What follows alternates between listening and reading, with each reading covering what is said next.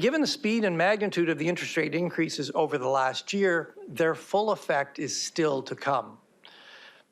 We can also see that the interest rate increases we've undertaken to date are already working. Higher interest rates are slowing household spending, and inflation is coming down. The Bank of Canada says the policy is now wait and see after bringing up the overnight interest rate to 4.5%.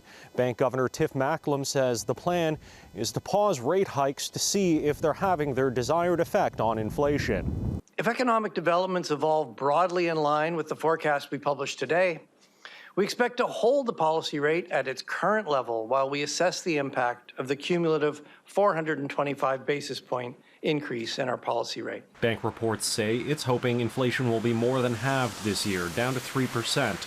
But the governor says it's still far too soon to talk about lowering rates. Though the hike was widely expected, it was still condemned by the Conservative Party leader. Sucker punch.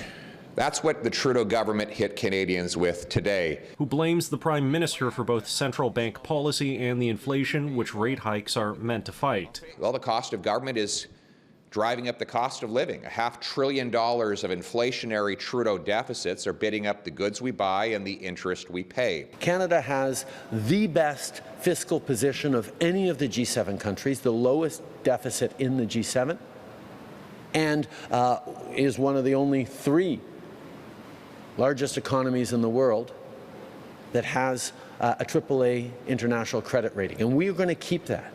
And we're not going to do things that will further contribute to the Bank of Canada's need to fight inflation. In Hamilton, Ontario, for a cabinet retreat, the PM argued his government is mindful of not adding on to inflation, but these people almost certainly don't believe him.